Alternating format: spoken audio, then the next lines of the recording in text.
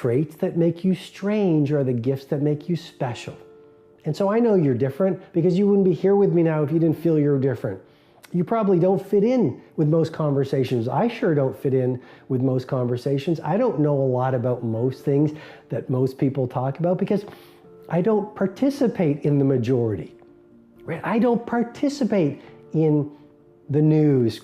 I don't like to gossip. I like to encourage people versus diminish people. I like to be productive versus busy.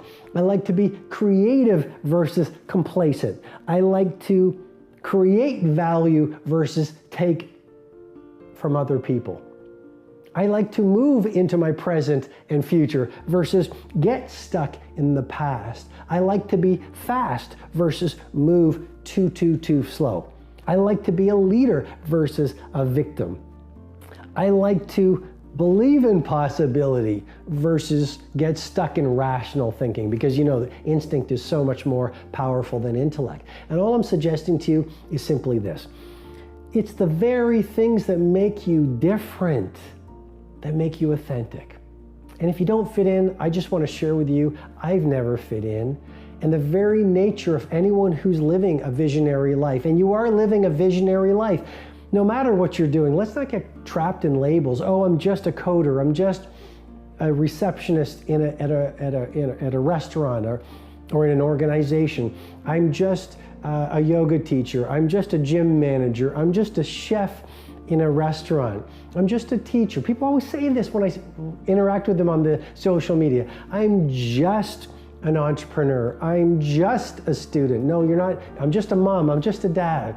No, you're not just. You're very special. There are no extra people on the planet today. And I just want to say to you and validate for you and encourage you, those things that other people might not get, those are your gifts.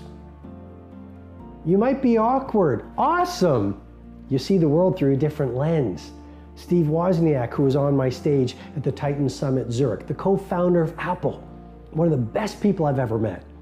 He would not have been able to create the Apple platforms and products that he created if he didn't see the world through a different set of eyes. Steve Jobs saw the world through a different set of eyes. Travis Kalanick of Uber saw the world through a different set of eyes. Jeff Bezos of Amazon saw possibility. Let me have an online store that initially sells books.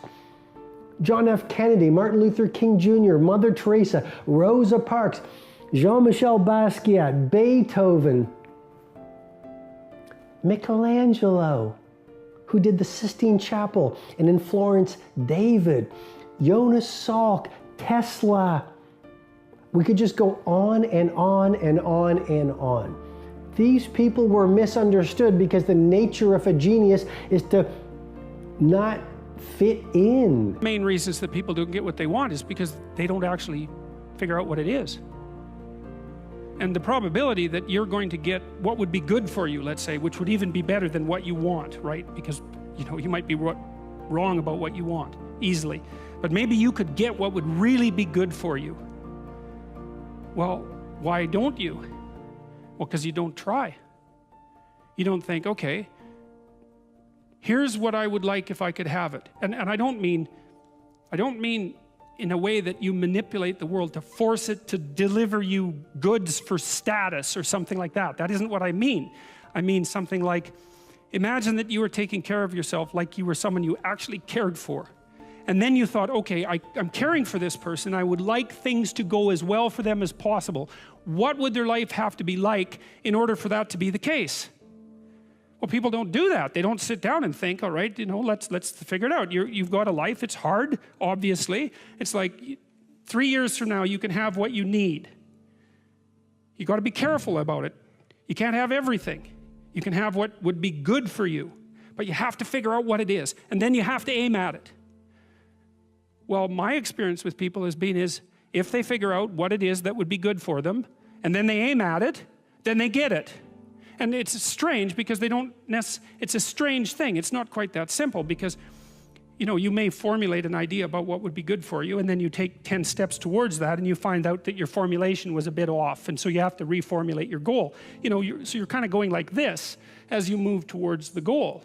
But a huge part of the reason that people fail is because they don't ever set up the criteria for success. And so since success is a very narrow line and very unlikely, the probability that you're going to stumble on it randomly is 0. And so there's a proposition here, and the proposition is, if you actually want something, you can have it. Now the question then would be, well, what do you mean by actually want? And the answer is that you reorient your life in every possible way to make the probability that that will occur as certain as possible. And that's a sacrificial idea, right? It's like, you don't get everything. Obviously. But maybe you can have what you need. And maybe all you have to do to get it is ask. But asking isn't a whim or today's wish. It's like, you have to be deadly serious about it. You have to think, okay, like, I'm taking stock of myself. And if I was going to live properly in the world, and I was going to set myself up such that being would justify itself in my estimation, and I don't mean as a harsh judge, exactly what is it that I would aim at? Sit on your bed one day and ask yourself, what remarkably stupid things am I doing on a regular basis to absolutely screw up my life? And if you actually ask that question, but you have to want to know the answer, right? Because that's actually what asking the question means. It doesn't mean just mouthing the words. It means you have to decide that you want to know. You'll figure that's out so fast it'll make your hair curl. One of my brain tattoos that I've become very well known for is, no one will believe in you until you believe in you. And so good people often become seduced by the chatter of their loudest fears. And what I mean by that is, we come up with a great idea. Let's say it's to start a project that will allow you to lead your field. Let's say it's an idea for a new product that will allow you to grow a new company. Let's say you come up with an idea for a new painting if you are an artist. Let's say it's an idea that will allow you to take your fitness and your wellness and your longevity to a whole new level of wow. And pretty shortly after you come up with the idea, your ego starts screaming. Because we are good in our comfort zones, but the moment we start to go blue ocean around our next level of mastery, our fears come up because we're going out into the unknown. It's human. You know, if you were to look at the psychobiology of it, and you were to study the pure biology of it, there's a term called homeostasis. Human beings are hardwired for a steady state, and that kept us alive. So literally, our heart beats around the same amount, you know, the 72 beats per minute, and our blood pressure is within a small bandwidth, and that allows us to survive. But what happens is, when we come up with a new idea and when we see a new opportunity and we start to leave our comfort zones into the zone of the unknown where greatness lives, we get scared. And the true heroes and the true titans and the true masters, those people are not fearless. Those are people who have just practiced walking into their fear and living on the razor's edge consistently to the point where they're comfortable amid their discomfort. And that's the great opportunity for you, not to avoid fear, but to be comfortable in the unknown, to be comfortable when you're terrified. And that really is what the great artists, the great entrepreneurs, the great titans, and the great masters are very good on doing. So the first reason good people lose is their faith is not as strong as their fear. Or to put it a bit more elegantly, their fears are larger than their faith. And so to be tactical for you, how do you build more faith? Well, you do what you're frightened to do. And it's a practice.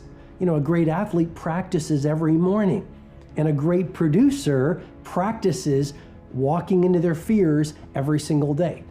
And what I'm encouraging you to do is every single day do one thing that causes your palms to sweat. Every single day start training your brain to hunt for opportunities to step into that unknown where possibility lives. And if you keep on doing it, you're literally going to build some new neurological hardwiring, a new pathway in your brain where it becomes easier.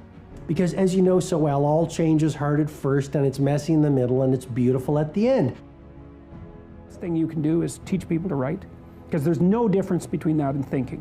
And one of the things that just blows me away about universities is that No one ever tells students why they should write something. It's like, well, you have to do this assignment. Well, why are you writing? Well, you need the grade. It's like, no, you need to learn to think, because thinking makes you act effectively in the world. Thinking makes you win the battles you undertake, and those could be battles for good things. If you can think and speak and write, you are absolutely deadly. Nothing can get in your way. So that's why you learn to write. It's like, and I can't believe that people aren't just told that. It's like, it's the most powerful weapon you can possibly provide someone with. And I mean, I know lots of people who've been staggeringly successful and watched them throughout my life. I mean, those people, you don't want to have an argument with them. They'll just slash you into pieces. And not in a malevolent way. It's like, if you're going to make your point and they're going to make their point, you better have your points organized, because otherwise you are going to look like and be an absolute idiot. You are not going to get anywhere. And if you can formulate your arguments coherently and make a presentation, if you can speak to people, if you can lay out a proposal, God, people give you money, they give you opportunities, you have influence. You want to, if you want to have a world-class company, release only magic. Another way I could put it, only release Sistine Chapel ceiling level products to the world. Steve Jobs said it beautifully. He said, I wanted the icons on the iPhone to be so beautiful, people would want to lick the screen. I had a senior leader show up at one of my leadership events, and he said, you know, Robin, Steve Jobs was like that. I actually went to his house and met him shortly before he died, and he didn't look very well, but he didn't want to talk about his physical condition. He just wanted to talk about the product we were launching. He was so monomaniacally focused on the user experience, he literally wanted everything to be flawless. That was Steve Jobs' brilliance and obsession. I saw an incredible interview with Johnny Ive by Charlie Rose. And in that, Johnny Ive, who you know is the design genius behind a lot of the Apple products, he said, you know, I knew Steve Jobs and I were spiritual brothers when we were in a store one day. And Steve Jobs said to me, he goes, hey, come on over, Johnny, you got to see this. And I believe from the interview, I believe this is what they said, but they were looking at an arrow. And Steve Jobs said, look at how the sharp point of the arrow is attached to this part, and look how seamless it is, and look at the engineering, and I wonder how they did that. And Johnny Ive said Steve Jobs was just in the pocket of the engineering and beauty behind that piece of artistry. About just raising your standards. I mean, I always tell people, if you want to know how to change your life, I give it to you in 3 words, boring as it sounds: raise your standards. And what does that mean? Corny as it sounds. Raise your standards. Oh, thank you for the breakthrough thought, Tony. I'm glad I wasted my time watching this little email with you. But think about it. Lasting change is different than a goal. You don't always get your goals, but you always get your standards. Maybe it would help you is to think about it this way. I try to explain standards to people with a different set of words. Think of it as everybody in life gets their musts. They don't get their shoulds. Like, think about it. Most people have a list of shoulds, don't they? Don't you have a list of the shoulds, things you should do, you should follow through on? I should lose some weight, I should work out more, I should make more calls, I should respond more rapidly to my email, whatever, you know? I should get into the office earlier, I should be, more confident. Whatever your should list is, people love to have their should list be met, but it's kind of like New Year's resolutions. If it does, it's really exciting, but if it doesn't, which is most of the time, it's a little disappointing, but you kind of know it's not going to happen. But when you decide something is a must for you, an absolute must, when you cut off any possible, you say, I'm going to find the way or I'm going to make the way. Human beings, when they resolve things, when they make a real resolution inside themselves, which is they raise the standard and they make it a must, they find the way. Think about it in your own life. Haven't you had some area of your life where you raise your standard and your life has never been the same?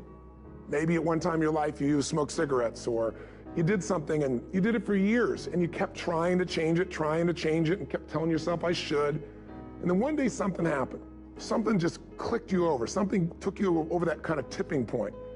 And inside yourself you said no more. And it was a very, very different experience, wasn't it? Something inside of you shifted. And what was a should became a must, and you've never gone back. Is there an area like that in your life you can think of? Again, did you ever smoke cigarettes? Did you ever eat a certain way, drink a certain form of alcohol, and then finally say no more, and you just don't go back? And notice this, it doesn't really take any willpower anymore. Because somewhere when we make this click, when we make something a must, we attach ourselves to it. It becomes part of our identity. And one thing I've learned in the last, 33 years of working with people from now over 100 countries, 4 million people, is human beings absolutely follow through on who they believe they are. If you said to me, well, I'm really gonna work hard to stop smoking, but I've been a smoker my whole life and I am a smoker, I know your days are numbered. You're gonna be back smoking cigarettes again, because we all act consistent with who we believe we are. I tell people the strongest force in the whole human personality is this need to stay consistent with how we define ourselves. If you define yourself as somebody who is really conservative, you're not gonna be crazy and act nuts unless you're really drunk or something, and then you can say it's the alcohol, when it's really just you finally getting permission to be yourself. The alcohol is your excuse. If you're a really crazy person, you act crazy, outrageous, playful. You don't act conservative because that's not who you are. Very often people say, well, I can't do that. I'm not that kind of person. And I always say to people, really, when did you define yourself? I mean, really, how many years ago did you come up with what you could and couldn't do in your life? How many years ago? Most people, if they really look at how they're living their life today, it's based on a set of standards, a set of beliefs that they made choices about 10, 20, 30 or more years ago.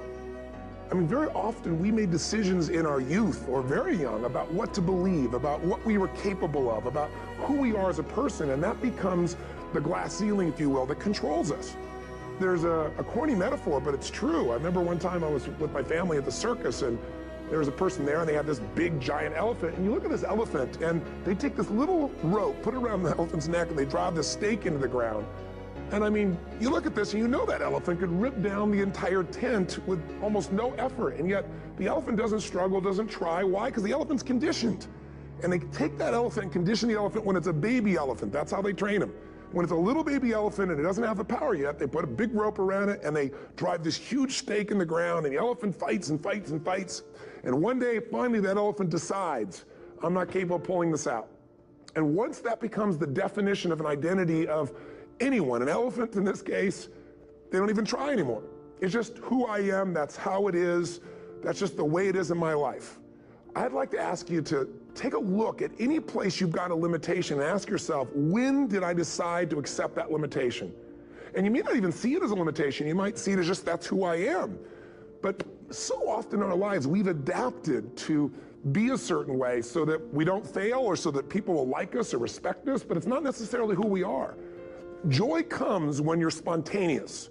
It's really hard to be truly happy when you're not being yourself. And most of us have no clue who we are. And so a big part of my work, if you've ever been to an event, you know, is to get people to do things spontaneously without thinking, because that's when the real you shows up. That's when the energy comes alive. And when you do that, when you start to connect to your true nature, suddenly there's energy available for you to set a higher standard for what you want in your life. That's what this is really all about. And when I talk about standards, when I talk about, shoulds versus musts, think about your own life. I know there have been areas in your life where some point in time you just shifted and you raised the standard and your life changed. Because whatever people have their identity attached to, they live.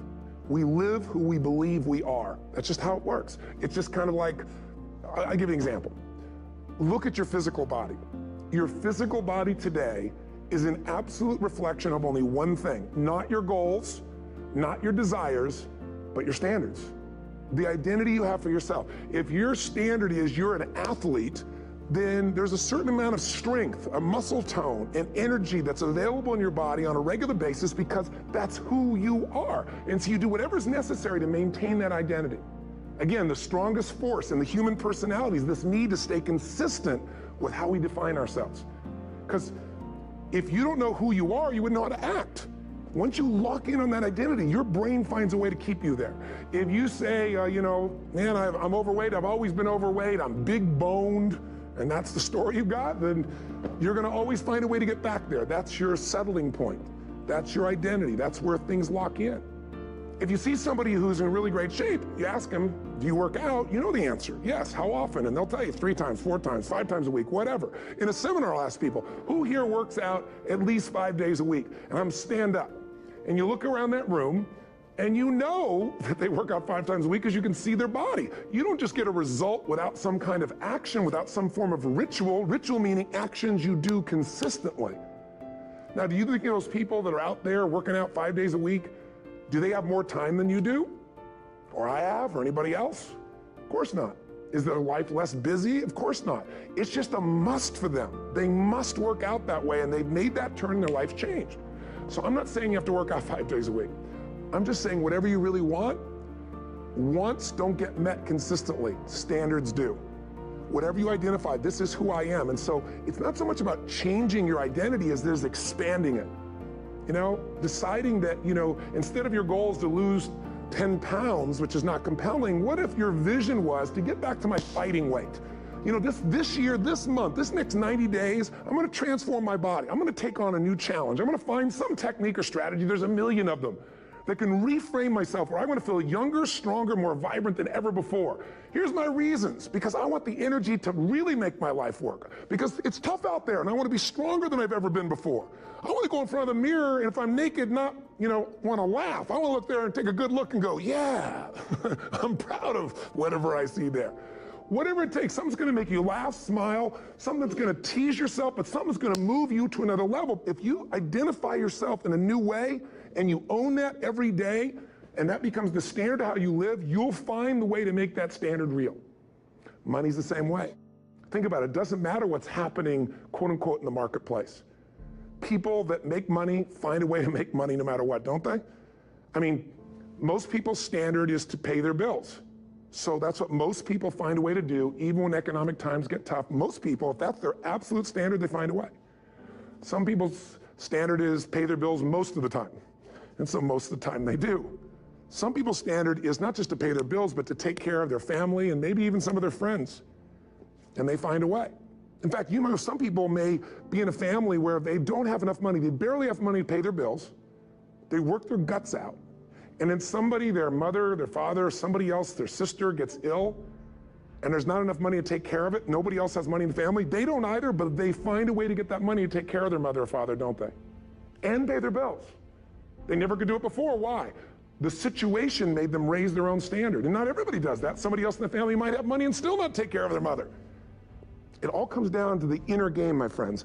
Changing your life is a change in the inner game. The outside world you can't control, but you have absolute control over this one if you learn the dynamics of what shapes you. And identity is one of those simple, clear, fundamental basics that if you start to shift it, everything else will shift in your life as well. Some people, by the way, have to have more than enough money to do what they want, when they want, where they want, with whomever they want, contribute the way they want. And if that's their must, they find a way. I know that sounds overly simplistic, but it's true. You know, somebody once said you could take all the money in the world out of the hands of everybody, out of all the wealthy people in the world who are really successful, give it to other people. It wouldn't take too long, those people would have it back in their hands. It's not because they're manipulative, it's because they have a standard. Some are manipulative, don't get me wrong, but they've got a standard of what they're gonna find a way to make happen. I'm just simply saying to you, take those 3 magic words and live them. Raise your standard. For the next 90 days, your first 90 minutes at work, make it focused on your single most important project. I'll repeat that again. For the next 90 days, the first 90 minutes of your workday, focus monomaniacally on your single most valuable project. I call it your game-changing move. So it might be creating a new piece of code that will revolutionize the marketplace. It might be a new product that when you launch it will fill a need within your industry that no peer is currently providing. I don't know what your game-changing move is, but this is your poetry. This is your magnum opus for the next 90 days. So what most people do is, you know, people who are playing at victimhood, people who are in the 95%, people who are making excuses about ordinary results in their life, a lot of them are not doing the things that would give them legendary results.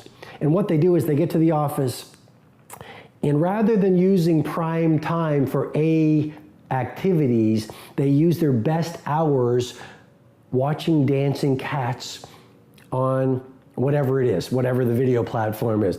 They spend their best hours surfing the internet looking at blogs. They spend their best hours playing with notifications, reading notifications, chatting with friends who are not really their friends, but really they're just bored, so they're distracting themselves, which is just a form of medication, because potential unexpressed turns to pain, and they're in a lot of pain, and it's subconscious, and they haven't done the work to know it. So really, they've created these drugs of choice, like too much email, too much web surfing, too much chit-chatting, too much looking at funny-looking videos that make them laugh in the moment, that make them feel happy and give them a short burst of dopamine and maybe a little bit of serotonin, which is the pleasure neurotransmitter, and that's how they get through their day.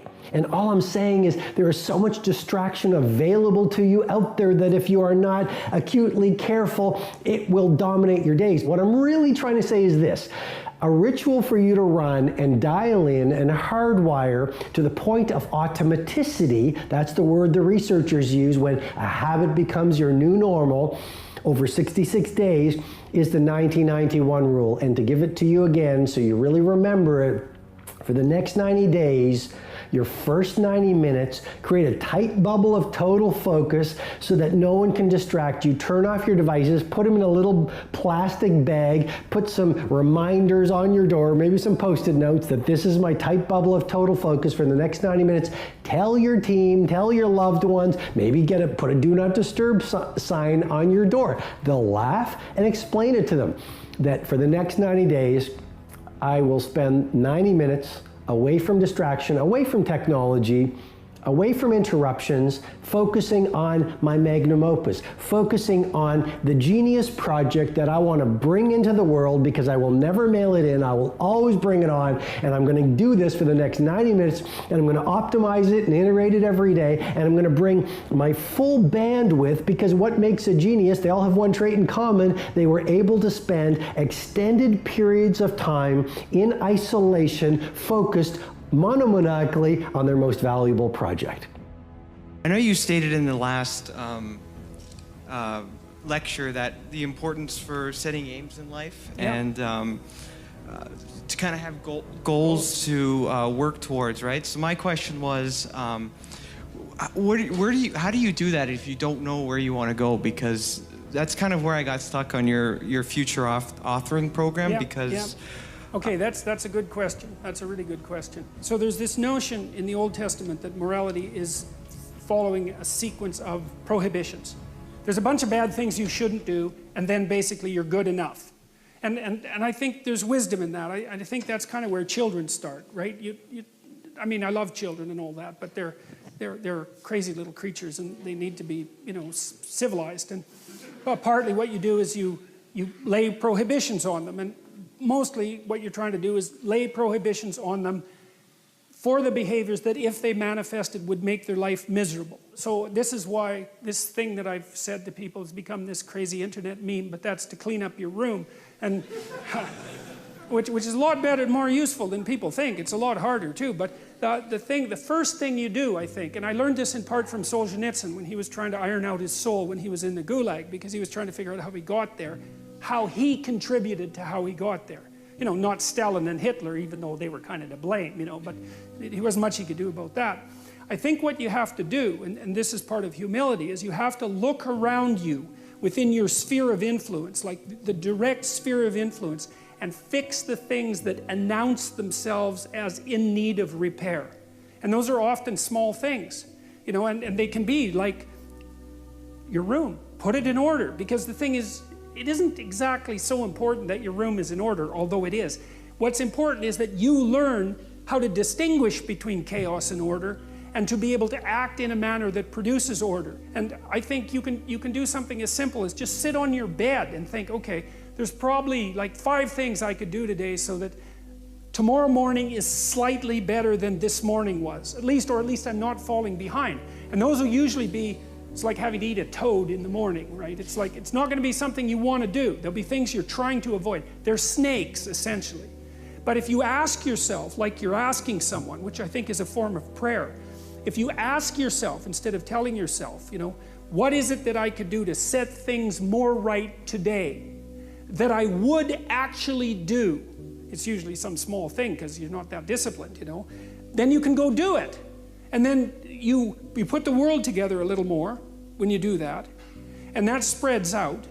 But you also construct yourself into something that's better able to call order forth from chaos. And that makes you just incrementally stronger.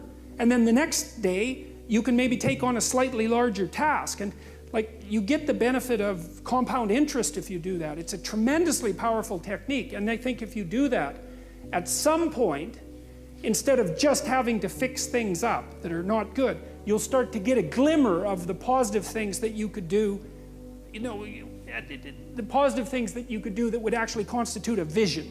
And that's what I would recommend. Getting things is not going to make you happy. That's good news in a tough economy. It's a good reminder. You know, it doesn't matter what you get. Doesn't matter whether it be money or opportunity. All those things might excite you for the moment. You know, even a relationship, as magnificent it may be, might be exciting for a while. But if you don't keep growing, that relationship isn't going to stay exciting. So the secret to real happiness is progress. Progress equals happiness. And if we can make progress on a regular basis, we feel alive. And that's why at the beginning of the year, we get this thing like, okay, I can have this fresh start. I could really do what my soul desires. I could expand. I could grow. I could improve. I could change. Or maybe better than change, I could progress. See, think about that. Progress is an aliveness to it, doesn't it? You don't have to work at changing. People say all the time now, well, I'm working on changing. Don't worry about it. You don't have to work on changing. Change is automatic. Your body's going to change whether you want it or not as the years go by. And no matter how hard you work, there's going to be some changes going on there. The economy is going to change no matter what you want it to do. The weather is going to change. Relationships are going to change. Everything in life is always changing. We don't have to work on change. Change is automatic, but progress is not. So if you want to make real progress, then you really got to look at your life in a different way. You got to say, I got to take control of this process and not just hope it's going to work out like people do who make a resolution. You've heard me talk about the 2x, 3x mindset. So to double your income and your impact, triple your investment, including your time investment, in two core areas: your personal mastery and your professional capabilities. You see, when you work on your personal mastery, you awaken your mindset, your heart set, your health set, and your soul set. And when you get those four interior empires to world class, you become a force of nature out in the world and you do epic things.